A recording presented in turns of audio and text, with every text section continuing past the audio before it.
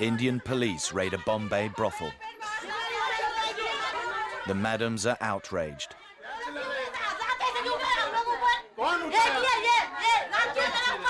I'll get out of the way. This is the end of a month-long Channel 4 investigation. We've come into the roof of this brothel that we raided. Come. These teenage girls are victims of one of the fastest-growing industries in the world: sex traffic.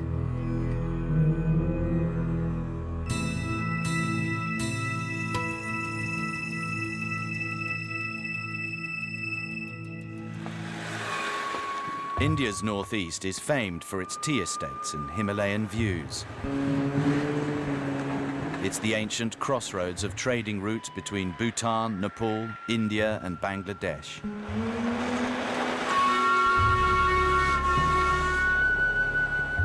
And the town of Siliguri has always been at the hub of international trade.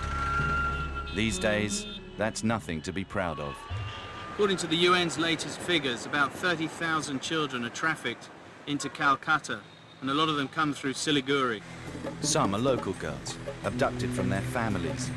Baruka, a self-help group, is fighting to rescue the children from the slave traders.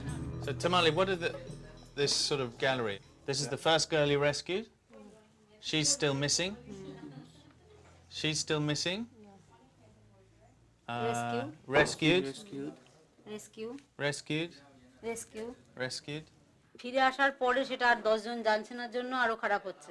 Tamli's saying that the problem of trafficking shown by this little board here in one village in northern India, that the trafficking problem is getting worse, mainly because people don't understand, and that naive villagers, often illiterate, hand over their girls into marriage or are taken away to work and disappear, and they're simply traded in the big cities as prostitutes. In poor families, girls are often seen as a burden who'll need a dowry when they marry. Hello. It can sometimes make sense to send them away to work, but many don't come back. This is Rinki. She's from a family that has a missing daughter, one of about 30,000 people who go missing in this area every year.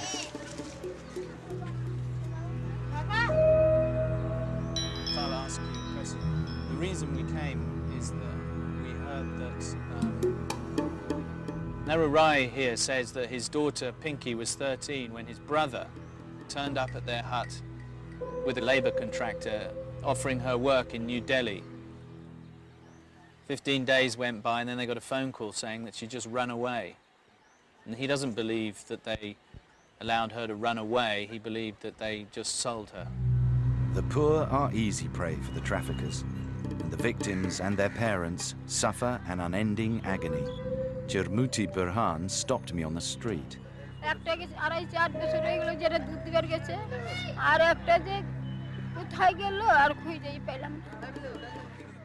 Chirmuti's just run up to me and, embarrassingly enough, kissed my feet, begging for help because she has lost two daughters, one aged 10, one aged 11. The 11-year-old disappeared when she was sent off to sell milk in the marketplace, and 3 years later, same thing happened to her younger sister, who was then 10 years old. And she hasn't heard from her daughters at all. This is a land of missing children. It's not just local children at risk. The trade is international. Worldwide, traffickers add 3 million women and children to an ocean of sex slaves each year. 250,000 are smuggled through South Asia. Siliguri's border police struggle to stem the tide. How do you tell who is a trafficked child, who is a normal child, or...? From reliable source information, we got information that they may have so you get advance warning, maybe from the Nepal side or Bangladesh side. Especially from Bangladesh side. Girls are lured into slavery with promises of jobs in the big city, or simply kidnapped and lost to their families. But sometimes, a family fights back.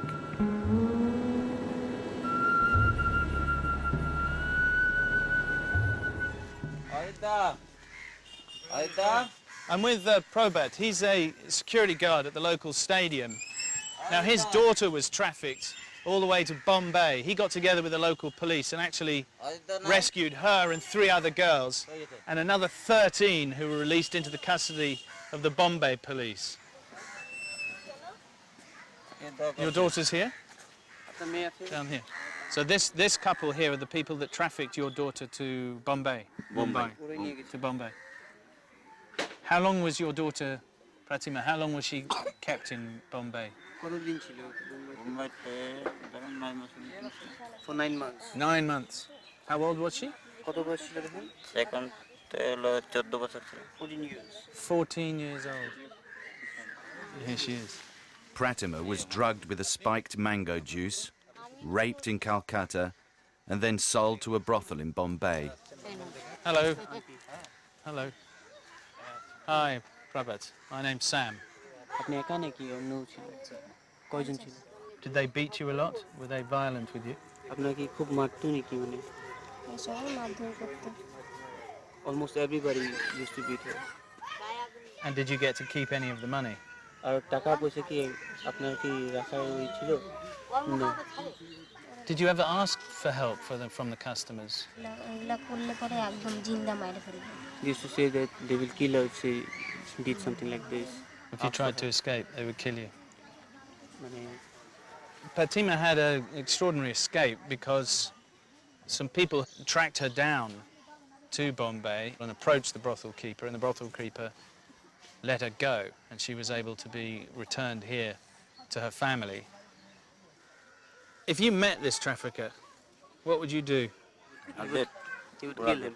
Kill him. Pratima's father gave me some leads. I decided to see if I could follow her route and retrace the ordeal of one victim of an industry that rivals drugs and weapons. Stolen out of their fields or sold into slavery from the slums, the trafficked girls from West Bengal and Bihar find their way onto these trains down into Calcutta, where they will begin their lives as sex slaves. More than 5 million people struggle to get by in this swampy morass of a city. A girl smuggled into sex slavery can expect very little help. Here, the tarts have very hard hearts.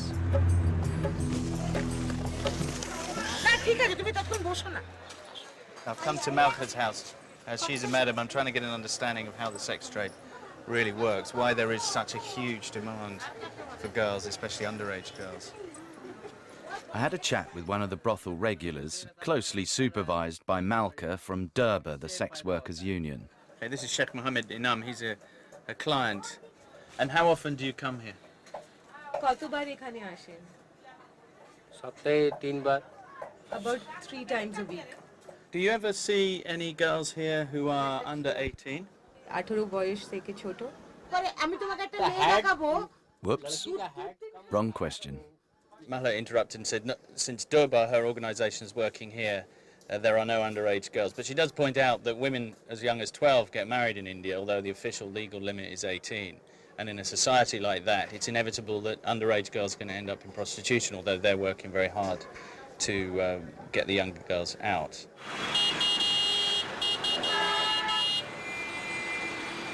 Calcutta might look pretty scruffy at the beginning, but it is at the centre of India's economic boom, with an enormous amount of information technology and other industries growing up out of this mess. And that is fueling a consumer boom in all kinds of things. Among the products widely sold on the streets of Calcutta's red light district are children. We had to film secretly because Durbar, the sex workers' union, which controls these streets, doesn't like cameras. According to them, there aren't any underage prostitutes, but near here, Pratima had been raped, and some of these girls appeared to be in their early teens. What's your name? Mumta. Mumta. What's your name? Sunda. Sunda. Yes? How old are you? How old are you? 19. 19. Okay. How old are you? 24. 24? Yeah. Right, right. And the moon is made of cheese. If somebody came here and they said, we can take you away from here and give you an education, what would you say?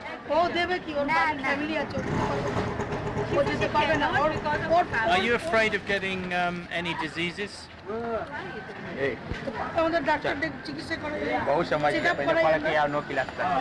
She can't answer why not. If she is 24 years old, right, that means she's old enough to have sex with whoever she wants. She's old enough to vote. How come she's not old enough to talk? I was hustled off the streets by the madams. They're getting very, very angry. We're being escorted back to their office. We were reminded that troublemakers got acid in their faces.